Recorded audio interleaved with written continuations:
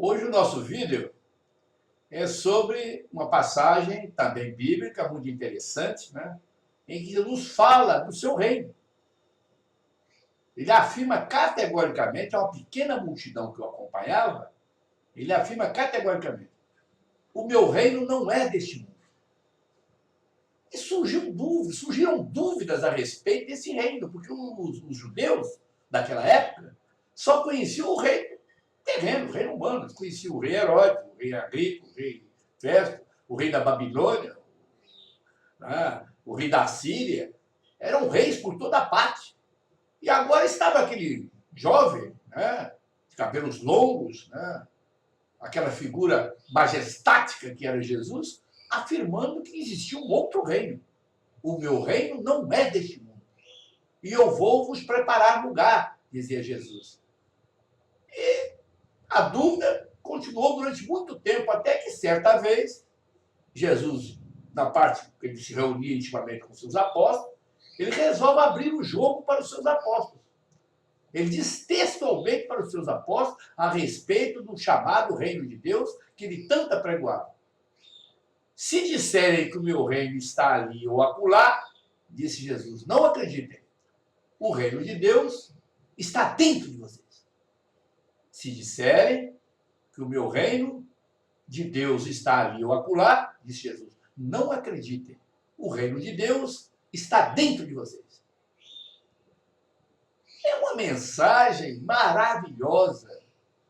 2000 anos foram decorridos e ainda hoje existem dúvidas. As pessoas procuram, a maioria das pessoas, talvez 80%, ainda procuram o chamado reino material.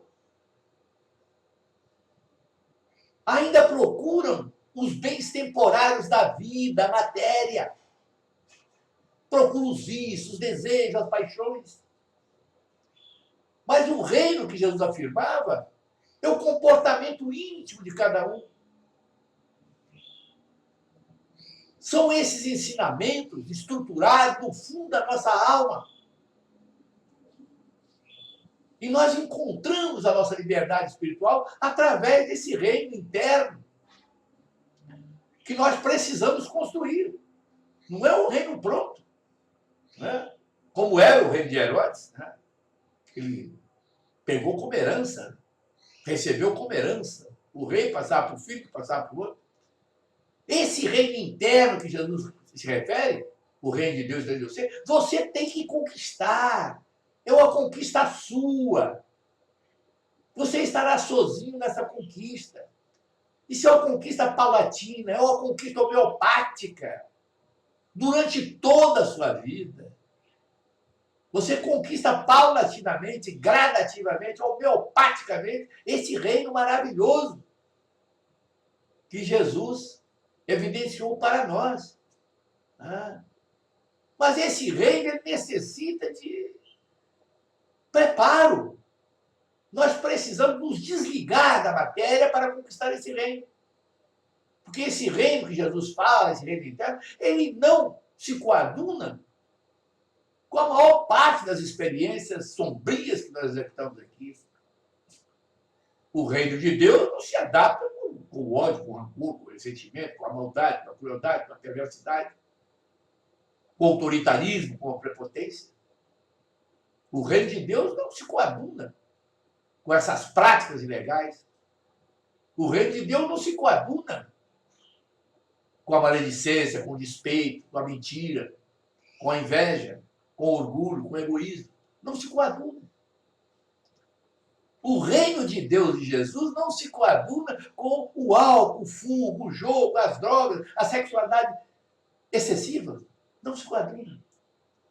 Então precisamos nos despir desses trajes mulabentos de inferioridades para que possamos alcançar o reino de Deus. Para que possamos estruturar, conquistar esse reino de Deus aos poucos. Muitas vezes levamos uma vida inteira e conquistamos apenas parte desse reino. Não é fácil, mas é possível. O apóstolo Paulo, um dos maiores seguidores de Jesus de todos os tempos, conquistou esse reino interno. Foram anos e anos de lutas, de batalhas. Foi preso muitas vezes, foi expulso de cidades, levou bofetadas, levou chicotadas, levou cusparadas no rosto. Paulo foi humilhado, foi maltratado, foi castigado. E ele permaneceu firme com Jesus. Volto a dizer, tudo posso naquele que me fortalece, dizia Paulo, Jesus. E se tivermos fé, coragem e determinação, dizia Paulo, alcançaremos a promessa. A promessa de conquistar esse reino de Deus. E no final da sua vida, ele ficou preso por 2 anos, sob a tutela de Tigelino, o governador de Roma, por ordem de César. E era um casebre de chão batido. A cama era uma cama de madeira, não tinha nada, não tinha colchão, não tinha nada. Ele dormia em cima daquela cama de madeira. As visitas ficavam lá de fora, poderiam entregar bilhetes. E os apóstolos dele, os discípulos, ele tinha muitos discípulos, ele conseguiu formar vários grupos antes da sua prisão. E esses grupos evangélicos que ele formou mandavam recadinhos para o Paulo. E o perguntando, fazendo perguntas a respeito do Evangelho de Jesus. A respeito da vida física e da vida espiritual. E o Paulo respondia a todos aquelas missivas, aquelas mensagens. E os guardas deixavam ele entregar aqueles bilhetinhos, porque eram bilhetinhos. Que mal poderia ocorrer ele receber e entregar bilhetinhos? Mas os guardas jamais poderiam imaginar. Tigelino, um ditador terrível. César, outro ditador terrível. Jamais poderiam imaginar que aqueles bilhetinhos que Paulo enviava para os seus adeptos se transformariam nas cartas de Paulo. O maior tratado de espiritualidade depois do Evangelho de Jesus. As cartas de Paulo são lindíssimas. Ele fala sobre tudo. Sobre todos os assuntos. Ele disserta sobre o Evangelho de Jesus. Ele fala sobre a vida física, fala sobre a vida espiritual, fala sobre o perispírito, fala sobre a reencarnação. Paulo fala sobre tudo. Ele conseguiu, depois de muitos e muitos anos, estruturar esse reino de Deus que Jesus tão bem apregoou. O meu reino não é deste mundo. E se disserem que ele está ali ou acolá, não acreditem. Ele está dentro de vocês. E uma semana antes da sua morte, ele recebe a visita dos apóstolos. Pedro, João, Bartolomeu, Filipe, Judas, todos eles. E, pela primeira vez, os guardas deixaram os apóstolos entrar para falar com ele, porque ele já estava morrendo mesmo. Estava no final da sua vida. Era já um velhinho carquilhado, macilento, mas com um olhar brilhante para o infinito. E os apóstolos, ao ver aquele ancião ali, à beira da morte, eles que o haviam visto, jovem, montando um cavalo ginete, um cavalo branco, pisoteando os primeiros judeus, agora estava ali aquele servidor do Cristo, o maior seguidor de Jesus de todos os tempos, à beira da morte. Eles então se ajoelham e começam a chorar. E Paulo faz com que eles se levantem e diz para eles: não chorem por mim. Eu estou bem. Eu combati o bom combate. Acabei a carreira e guardei a fé. Não sou eu mais quem vivo, diz o Paulo, mas é o Cristo que vive dentro de mim. Paulo conseguiu levar Jesus para dentro do seu coração. Para um coração amoroso, um coração fraterno, um coração compartilhado, um coração solidário, que havia doado a sua existência para o bem dos seus semelhantes, construindo dentro dele mesmo o reino de Deus que Jesus apregou com tanta eficiência, com tanto ardor e com tanto carinho.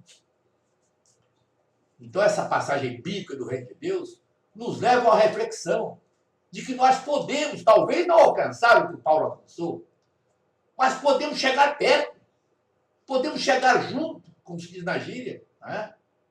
Se tivermos fé, se tivermos coragem, se tivermos determinação, para deixar essas inferioridades que nos atraem tanto. Todas essas atrações, todas essas tentações que estão ao nosso redor, Né? Mas o Emmanuel, o líder espiritual de Francisco Cândido Xavier, afirma categoricamente o livro Fonte Viva. As nossas tentações não são externas, elas são internas. Elas partem de dentro do nosso coração. Então é alguma coisa que ainda queremos. As tentações é alguma coisa que ainda queremos, que ainda desejamos, que não podemos passar sem.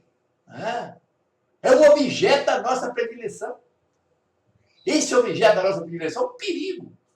E por isso Jesus, no seu primeiro contato com os primeiros discípulos, ele inicia numa pequena colina a sua primeira pregação. E ele começa com a pergunta. Eu não esqueço essa pergunta.